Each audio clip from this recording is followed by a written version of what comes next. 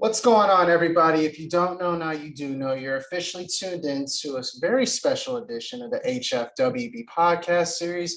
I'm your host, Clifton Pope, and with me today, I have a very special woman, a legendary woman at that.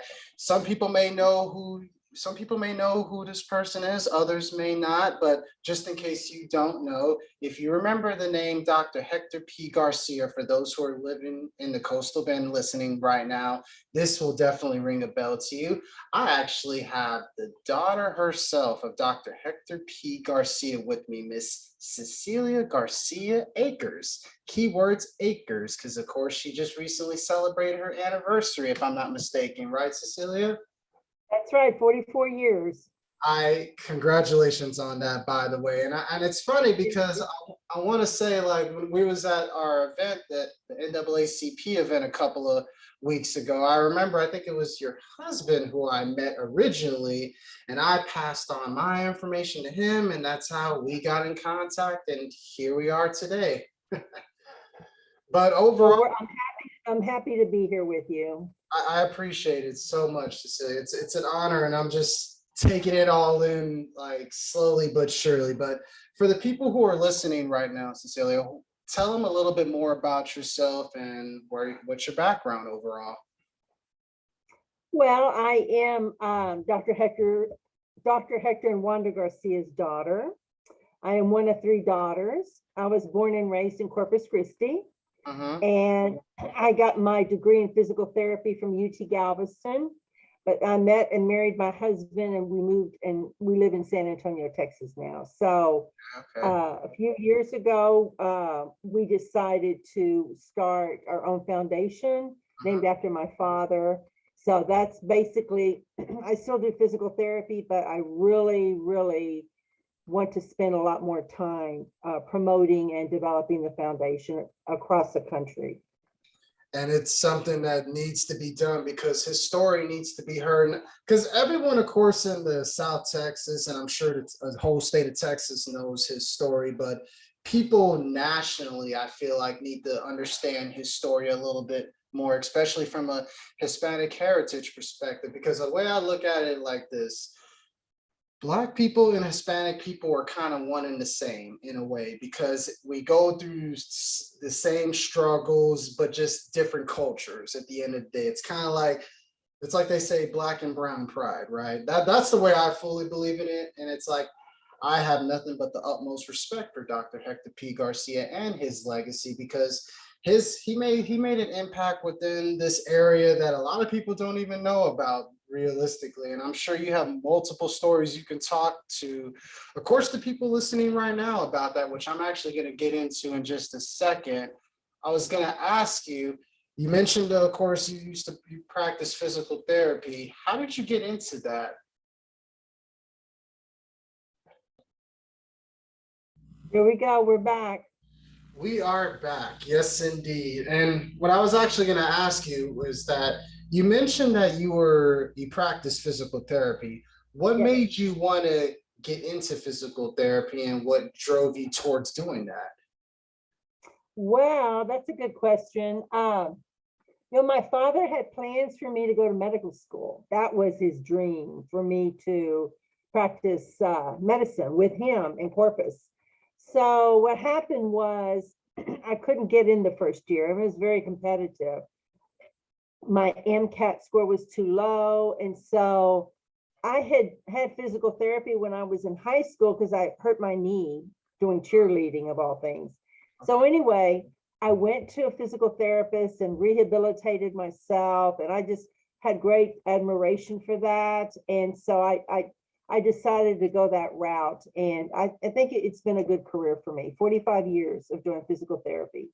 That's incredible. Congratulations, for sure. And it's funny because at one point I thought about doing physical therapy, but then it was like, do I want to? Did I want to? But it probably worked out for the best as far as me not doing it. But at one point I did want to do it. I'm not going to lie. It did intrigue me, but I don't know what kept me from doing it exactly. It's strange, but I salute you for definitely practicing it for, you said, 45 years? 25 years. That's incredible. That's incredible. What do you feel like is actually going to be the future as far as within that profession you feel like going forward, if you don't mind me asking? Oh, I think this COVID crisis has really impacted our practice. Right. And like I had never had a COVID patient before until, last year. So I had to really redesign my treatment plans and, check oxygen levels and heart rates and blood pressures and gently push them along. But most of them, when they get home, they can't even stand up. Mm. So it's just a whole different arena and more respiratory care and more vital sign monitoring and making sure that they get back to some functional level that they're happy with after being maybe in the hospital for 2-3 weeks, sometimes months. So it's a very different type of thing. And I think we have to be more sensitive to that. And then of course, orthopedics, total joint replacements, they're still out there, very prevalent, because people are living longer and want more active lifestyle. So I think both of those are impacting our profession a lot. I got you. I got you. What would you feel like is your best and worst experience you've had within that practice? Oh, well, I don't know, Off the top of your head that you could think of. yeah, I've had so many rewarding ones, but I think sometimes you get very difficult patients Uh-huh. and they don't want to do anything, Right. or and they'll call the office and tell them they want somebody else, and then they lie about what you've done or not done. That's very painful. That is the worst part. Trying to deal with somebody when you're trying to help them. I think that would be it. That's simple, straightforward to the point, that's for sure. But the real reason that I definitely wanted to bring you on tonight was to talk to you about Dr. Hector P. Garcia, and as far as get a more big picture as far as what his overall legacy means. If there's an untold story that no one knows about him that you could think of off the top of your head, what would it be? Well, he was multi-dimensional. Mm. And I think if you knew him personally, you understood him. But to people who didn't know him, he was this sometimes an evil person who, wanted to take things away from them, but I think basically if you knew him, you understood he was a very compassionate man for his patients. And our last luncheon last week, that's what we really focused in on, his medical practice and how he was taking care of patients and how they have promoted him through the new clinic there, Christus Spawn, practicing medicine the same way that he did, with that compassion, not turning people away. And I think maybe, his benefits of being a physician to the very poor and uneducated, I think is probably his greatest achievement, really. If you think about all the wonderful things he did, which he did lots of things, but on a day-to-day level, I think that's probably how he took care of his patients and never turned anyone away. I think that's the most touching. That speaks on one of them, actually leads into my next question. You focused on one word, compassion, which sums it up pretty well about him, that's for sure. But if you could think of a couple of other ways to describe him for those who are listening, what would you say off the top of your head? Well, I think one of the things I learned from him was to treat everyone the same. Like if he was meeting with the president of the United States, he would be no different with the president than he would be with the man who came over and worked on his car. I mean, he was the same person. And I think that's how he gained so much respect, because people knew he was honest, but he treated them with much respect. And I think that's very, very important. I learned that from him. That's incredible, incredible. So what lead did you start in the whole foundation and everything? What sparked your interest and your drive to do that? Because I'm very curious myself. I want to know. Well, my mother, she was very unhappy with the way her husband was viewed historically, because nobody knew anything about him. Right. So she called me up to her apartment. We moved her to San Antonio from Corpus Christi. She had some health problems and everything, so we had to take care of her. But she called me up one day and was bawling on the phone. I couldn't understand her. So my husband and I went over there, and she was crying because they had the American GI Forum brochure there and not one mention of her husband in it. And that was very hard for her. And that day I promised her that we would devote the rest of our time making sure that my father was recognized historically for his achievements and his contributions to this country. So that's how we got started. And I had one of my other board members, Steve Arnold, who used to be with the Caller Times. He's a good friend of ours. Okay. He's the one who pulled us together and said, Cecilia, you need to just concentrate on getting your father recognized and forget about everything else. And you have a lot of things there that you can really promote him. And so he said, start your own foundation, which we did. I respect that, because I'm looking at it right now, like all the opportunities that you're providing, for instance, for education and helping people get through college and everything, and provide like all types of financial assistance. That's just incredible as far as how far the journey y'all have come within starting the foundation, how you just described, to where you are now. Is there anything coming up that people should be on the lookout for within the foundation? Like any more events? Well, yeah, there's one big thing. A&M is building a building out there named the Dr. Hector P. Garcia Arts and Media Building. So that took us years and years to get to that point, but the legislature with Todd Hunter and Chuy Hinojos's help, they got $45 million from the Texas tuition revenue bonds. Okay. So Dr. Kelly Miller is raising money privately to try. I think she trying to raise 90 million. But we're going to be heavily involved with that to make sure he's taken care of, make sure his documents are put out there so anybody can walk in and look at them. Right now, they're very, very hard to get to. You can look at some online, but we also finance a fellowship every year for a student to go there.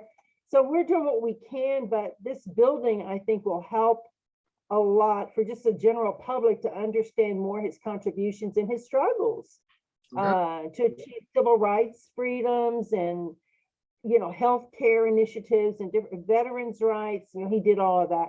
But unless you know what to look for, you can't find those things. So this is a big, big, big accomplishment. We're so pleased, but it took us a long time to get here, a long time.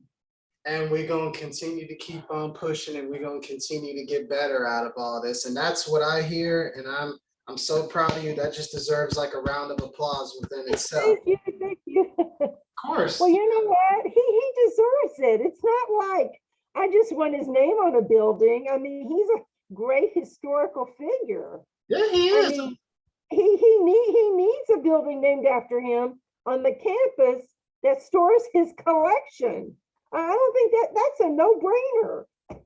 Yeah, he's definitely on the same level as, like, for instance, obviously Dr. Martin Luther King Jr. You could put them head to head against each other. Exactly. Similar, like, and it's funny because I think I saw this, I want to say like a week or two ago, like on Facebook, something about, it was like a color picture of both of them and how they met at one point and they knew about each other and they respected each other's legacies because they're so similar, but at the same time they took a little bit of a different approach, but they were pretty much on track accomplishing the same thing, which is equality, which is equality, very slept on and something that needs to be practiced a whole lot more than ever. Which leads to me asking you this: how important is equality to yourself? Because to me personally, equality means the world, and that's the only way we can continue to grow and unite and bond as an overall human race, because we're overall just one human race at the end of the day.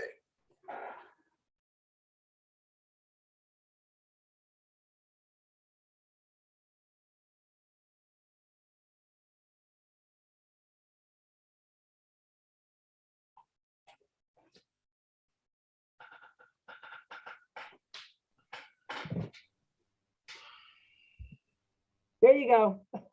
Oh, We got stuck again. no, it's all right. I was asking you, what does equality mean to you? Like, what is your personal definition of it?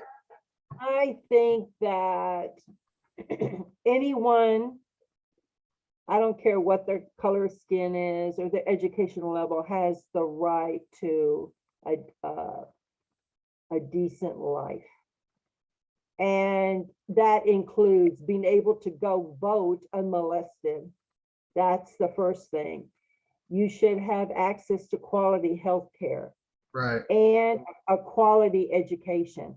I think that should be guaranteed to every US citizen. I don't care about where you were born or what you look like or anything.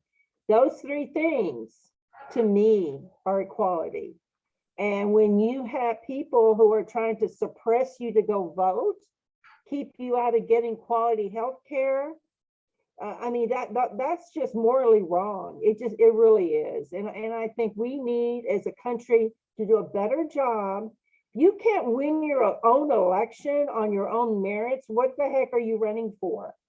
But to try to keep people from going to vote, I mean, come on. I mean, Yeah. you need to do a better job if you can't run on your own merits. I mean, that's how I look at it. Yeah, that's crazy. Like, I was talking to somebody earlier about the whole voting thing and all that stuff, and that's just crazy within itself. It is crazy. How are we gonna make progress as a society and as a country if we can't even do the one thing that can help get us there, which is vote? You're gonna take away that, then it's just gonna be stagnant and no progress made in general. So I think the multiple lawsuits that are coming around, you know, proving that the vote's being suppressed. But I think right now, today, we have an opportunity to go elect the right people and make sure they're put in there, put in office. And that includes president all the way down, all the way down. So it's our responsibility. I mean, you sit there and you go, oh, my vote doesn't matter. Well, it really does. Your vote does matter. But if you have the attitude like, I'm not going to go vote because my vote doesn't matter, well, that's wrong. That is a wrong attitude to take. So I think on the ground level, we all have to go vote. You know, the election we did in 2020, I stood in line for 2 hours to go vote at early voting site close to my house. 2 hours. And I was happy to do it. You know, I didn't care, but not everyone can stand in line for 2 hours. Now you can't even get water from somebody if you stand in line. I mean, I don't know what they're going to think of next, you know, but the bottom line is people need help. I mean, they need help. And this not sending in your ballot or not mailing your ballot to you to vote because they changed the laws and you forget, you know, the last four digits of your social on your application for a mail-in ballot. I mean, they're just grasping at straws. They're just trying to find ways to suppress particularly the minority vote. And don't ever forget that, because that's exactly what they're trying to do. That's so obvious. And that's been obvious since Trump was in office. I just sit back and just shook my head like, are y'all really going to try to do this again?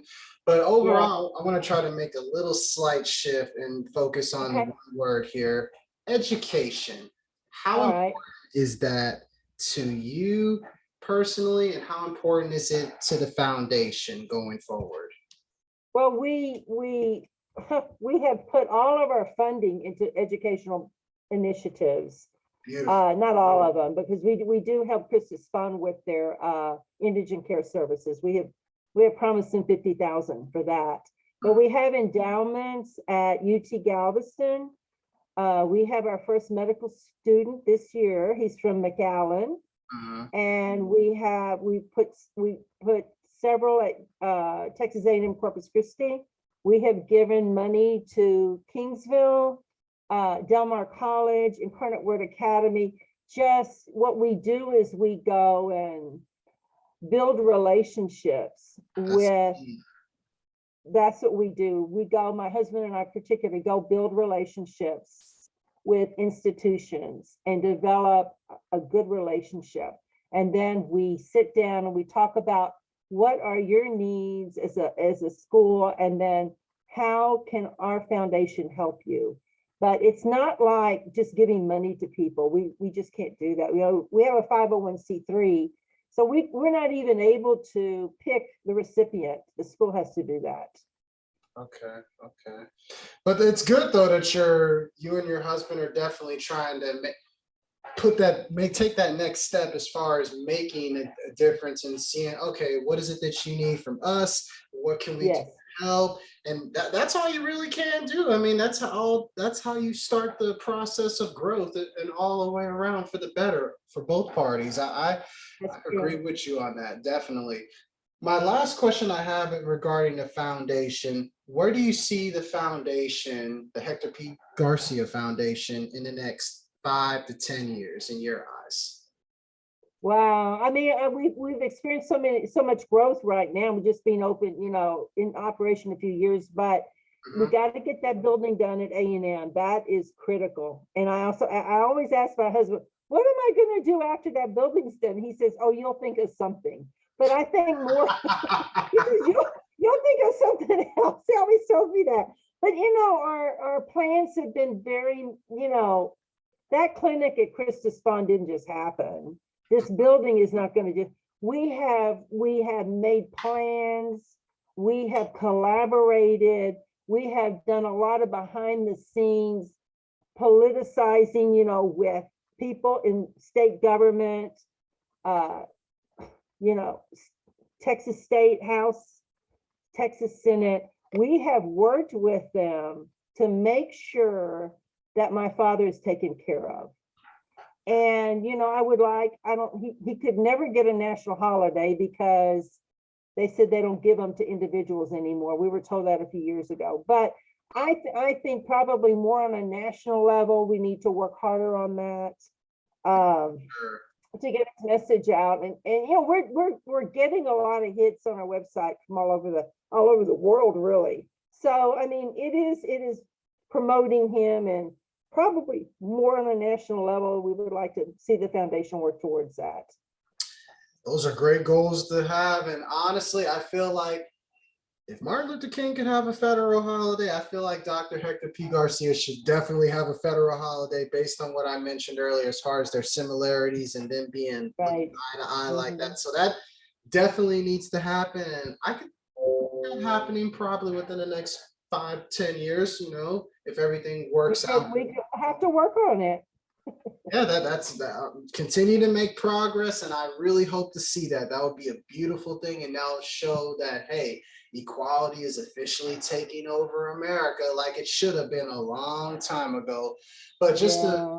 just a few questions here. The questions that I Sure, sure, ask everybody before we wrap everything up here. sure. What is the first thing you do or think of every single day you wake up every single morning? The first thing I do, I thank God for giving me another day. That's the first thing. Mhm. That's the very first thing. And I say a prayer. I say a prayer. And then when I go out to work to see my patients, I always pray in my car, in my vehicle, because I'm by myself. Mhm. And I just, check on my husband, make sure he's doing okay. But that's what I do. I do long-term planning when I'm by myself and things come to me. And if we got things going like with this building, I always think about what is our next step. And we've come a long way, but we still need a lot of money. So, I mean, it's going to get done. I am very at peace with that. But that's how I operate every day. I thank the Lord that I woke up and I'm healthy. I'm a very healthy person. And I'm very grateful for that because I deal with people all day long who Mhm. are very ill and functionally not able to get around. So at times it's very difficult for me to motivate them, but I've got a job to do, and my job is to help them have a better life. So I have a very long day, but it's very rewarding. That's all that counts. The rewards will always outweigh the risks that we deal with every single day. And I want to ask you, what does health and wealth mean to you personally, as far as your own personal definition of it?